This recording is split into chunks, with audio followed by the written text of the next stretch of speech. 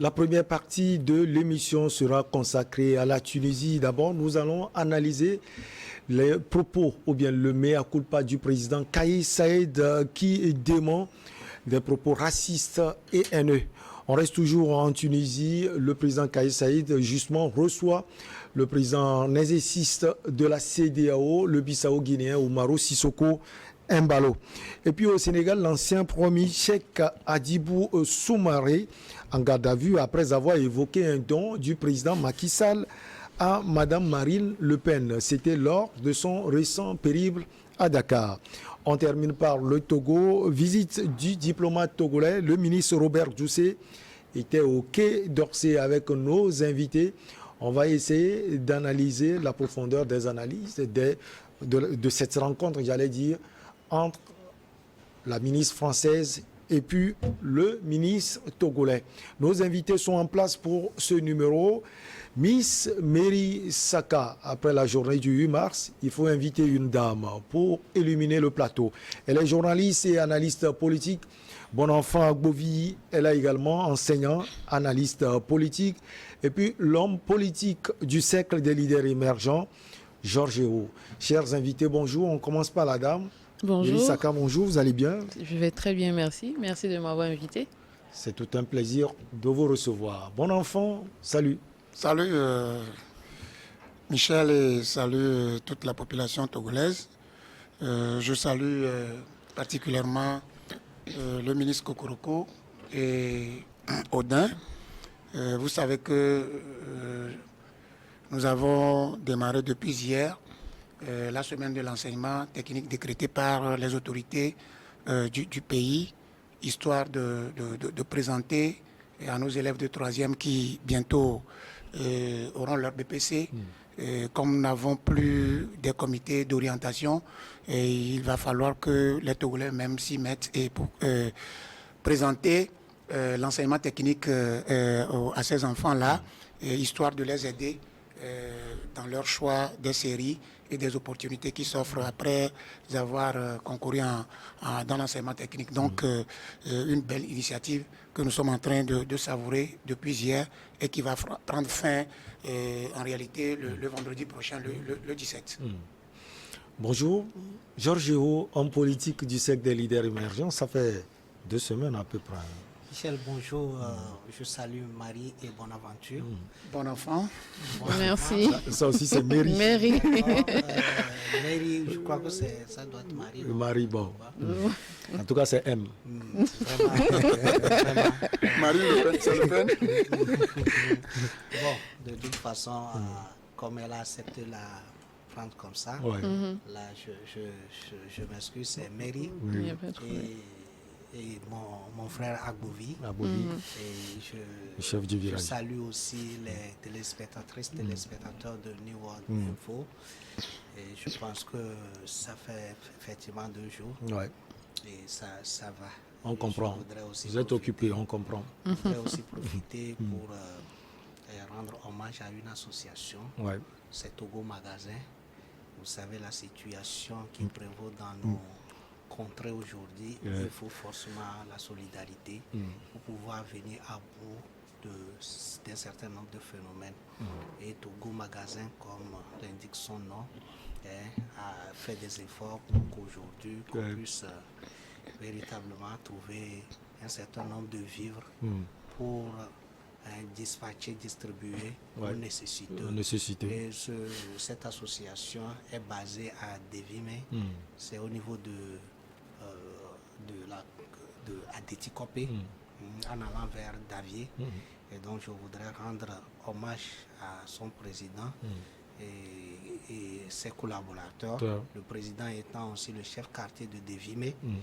Et c'est important pour nous aujourd'hui de rendre hommage à ces personnes-là et susciter et encourager d'autres qui ont l'initiative de faire davantage pour subvenir C'est un moment difficile. à ces moments difficiles, à nos populations qui traversent vraiment ces moments-là. Merci beaucoup à vous. On commence donc par la Tunisie. Le président Kais Saied s'est défendu de tout racisme à l'égard des Africains subsahariens après le tollé suscité par son discours incendiaire contre les migrants clandestins de son pays.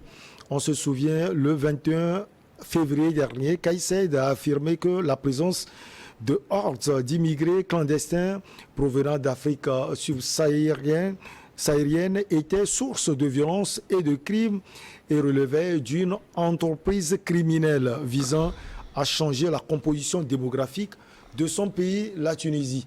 Bon enfant Agbovi, le président revient, on l'a vu, prendre des mesures. Ce n'est pas seulement lui, mais le gouvernement tout entier a pris des mesures pour faciliter la tâche aux émigrés qui sont restés dans le pays et à ceux qui sont partis de revenir. Est-ce que vous pensez véritablement que ce sont des propos racistes du président Kais Saied? Oui, merci Michel. Heureusement que tout ce que le président Saïd a dit, moi en réalité, selon mes analyses, je le mets dans de Maïkoupa parce que il y a des fois, vous sortez dans votre posture, vous sortez des phrases que vous pouvez regretter après, eu égard à la toile, parce que cette sortie a été qualifiée d'incendiaire. Ça veut dire que tout ce qui est incendiaire ne donne pas une bonne image de la chose, ou bien n'apporte pas des avantages aux gens contre qui la chose a été prononcée. Aujourd'hui, si le gouvernement tunisien prend la chose à bras le corps pour redéfinir, ou bien pour mettre un peu de l'eau dans leur vin, en changeant leur manière de s'adresser à nos frères qui sont sur leur terre là-bas et qui sont venus à de meilleurs sentiments pour dire qu'ils vont les ménager autrement, en demandant même aux autres qui sont partis, soit dans des conditions irrégulières, qui dénoncent de revenir. Ça veut dire que beaucoup de choses se seraient faites après la déclaration du président. Et on a vu les réactions. Les réactions.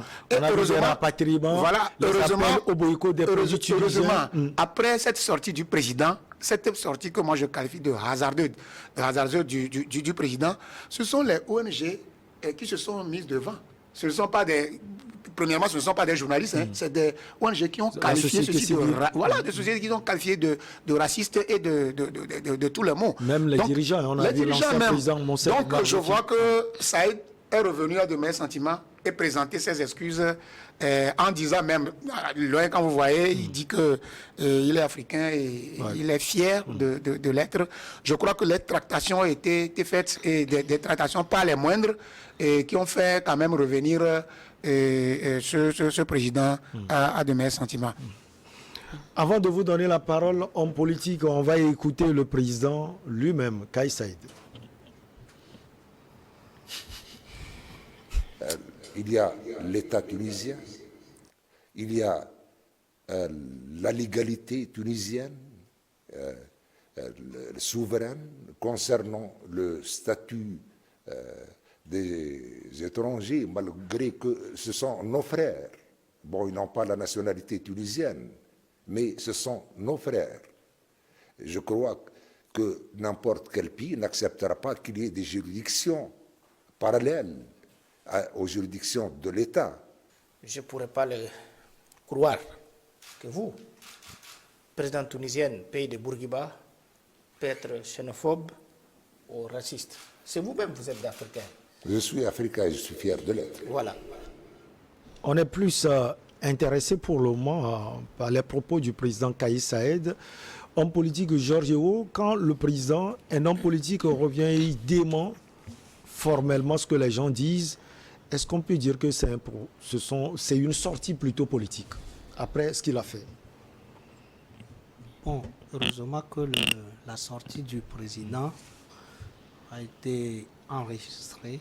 C'est des écrits sur lesquels on ne peut pas dire un certain nombre de choses. Il a employé des mots et c'est ces mots qui sont enregistrés. C'est pour cela que pour les sages, il faut, je ne l'insulte pas, c'est ce qu'on doit dire, il faut le penser d'abord avant de dire, au lieu de dire et de commencer à penser. Parce que quand les mots sortent, ça devient compliqué pour les rattraper. C'est pour cela qu'il y a un certain nombre de présidents que nous aimons beaucoup. Je ne vais pas faire l'éloge du président Fogna Sigwe, Oui, apparemment. qui ne sortent pas parce qu'il faut sortir. Parce qu'il ne faut pas parler et revenir. Mais il faut savoir que ce que Kaïs avait fait, c'est ce qu'on appelle en politique le camouflage politique. Il faut savoir que la Tunisie est en train de traverser une période très difficile. La situation économique est vraiment dans un état que nous ne peut dire pouvons chaotique pas même qualifier. Il a passé par des mesures, qu'on peut parler de bâtir de mesures, qui n'a pas eu l'assentiment de la majorité de la population tunisienne.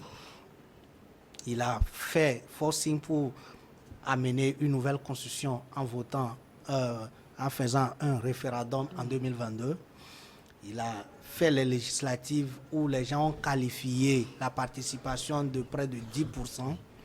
Même les gens parlent de 8%. Et ça veut dire quoi? Ça veut dire qu'à un moment donné, il est en train de voir la situation économique et sociale, même politique dans son pays, à son désavantage. Qu'est-ce qu'il faut faire? Il a seulement servi ce que bon nombre de la population voudrait écouter. En fait, ce que Saïd a fait n'a fait que jouer sur la fibre émotionnelle des Tunisiens. Pour dire que vous, les Tunisiens, je sais que quand je vais vous livrer un certain nombre de vos frères africains qui sont subsahariens, vous allez accepter et oublier vos peines. Et ces peines-là, et aujourd'hui, qui sont des peines d'ordre économique et social, vous allez les oublier. C'est ce qu'il a pu servir à ses compatriotes. Vous allez voir que au lendemain de sa sortie, ce qui s'était passé dans des maisons où les bailleurs se sont levés contre les locataires, il y a des étudiants qui sont lynchés qui ont été tabassés, lynchés. Il s'est dit qu'il y avait beaucoup de choses où on ne peut même pas dire, parce que vous avez parlé de qu'il dément aujourd'hui. Vous ne pouvez pas dire que les pays comme la Côte d'Ivoire, le Mali, la Guinée n'ont pas compris la parole ou bien la sortie du président. Et dans ces moments où les gens sont dans les opérations de rapatriement de leurs ressortissants, Saïd n'était pas sorti pour dire mais tiens, ce que j'avais dit c'est mal interprété. Lorsque les bailleurs sont en train de malmener les subsahariens, il n'était pas sorti pour dire ah, mes propos n'étaient pas comme ceci, et mettre peut-être des agents des forces de l'ordre en contribution pour sévir contre la malinterprétation des propos du président. Maintenant que toutes ces choses-là, tous ces événements, tous ces épisodes se passent au vu, au su des autorités tunisiennes, il revient pour dire pourquoi il va démentir. Moi, je pense qu'il a vu l'effet escompté. Il a vu qu'aujourd'hui, même concernant le décret de dissolution des conseils municipaux, la population n'a plus bronché. C'est-à-dire que les gens sont tournés vers tout ce qui concerne ces propos racistes et haineux. Et personne n'en parle plus du côté politique et de sa gestion calamiteuse. Donc tout le monde tourne son regard vers la situation sociale du pays. Donc je pense que sur ce, il a quand même eu raison sur ses compatriotes. Mais pour ce qui concerne nous, en Afrique subsaharienne, nous avons compris qu'il est en train de revenir pour rattraper quelque chose qu'il ne peut plus rattraper. Mais seulement on a pris acte et nous savons qu'une erreur peut être corrigée, effectivement, parce qu'il peut commettre une erreur, mais vaut mieux de corriger l'erreur que de vouloir nous inviter à une autre chose. Alors, Madame Mary Saka, ce que Georges Eo a dit est peut-être intéressant parce qu'on a vu une suite de choses. Après la sortie du président Kaïs Saïed, on a vu les exactions sur les étudiants, bref, sur les migrants subsahariens. Après, des pays ont rapatrié leurs ressortissants, notamment votre pays, la Côte d'Ivoire. Il y a également la Guinée-Conakry, le Mali et autres.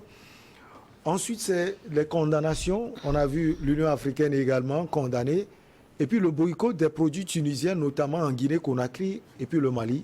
Le président Kais Saïed est obligé de sortir et dire une autre chose. Il a pris des mesures. Alors aujourd'hui, il dément complètement ce que les gens lui prêtent. Alors moi, je viens sur les propos de notre homme politique, parce que c'est ce que j'allais dire aussi. Je veux dire, un président, c'est une personne qui dirige les travaux d'assemblée, d'un tribunal et d'un conseil d'administration. Donc, avant qu'il ne puisse s'exprimer, ça veut dire que c'est passé par des analyses avec tout son staff. Donc, avant que le président puisse dire quelque chose, on y pense, on analyse avant de faire sortir. Et si aujourd'hui il dément, nous, on se pose la question de savoir si c'est réel. Parce qu'auparavant, il a d'abord attendu que le président de la CEDEAO puisse venir avant de pouvoir dire quelque chose. Et quand ces massacres ont commencé, il aurait pu sortir pour démentir en fait ses paroles, pour dire oui, vraiment, je me sens africain. Mais là, ce qu'on voit, on n'est pas sûr de savoir si réellement, au fond de lui, il se sent vraiment africain. Il aurait pu arrêter ces massacres depuis le début. Et vraiment, on est aujourd'hui écœuré de tout ce qui se passe. Et il y a même un politologue français, Vincent Guessier, qui a bien dit qu'il s'en était pris à des entrepreneurs étrangers qui étaient sur son terrain. Il les accuse d'avoir fait de la rétention, en fait, pour appauvrir son peuple. Alors, donc, quand on entend tout ça, c'est difficile aujourd'hui de croire à ce qu'il a dit. Mais après 2 semaines, et c'est maintenant qu'il vient pour dire « je dément », c'est ce qu'il a dit, c'est ce qui est enregistré, c'est ce qu'on entend. Eh on écoute, et puis donc on les voit, écrits restent. Voilà, mais ce qui s'est déjà passé, c'est déjà fait. C'était pas bien. Allez, on va marquer la première pause. On revient pour la suite avec nos chers invités.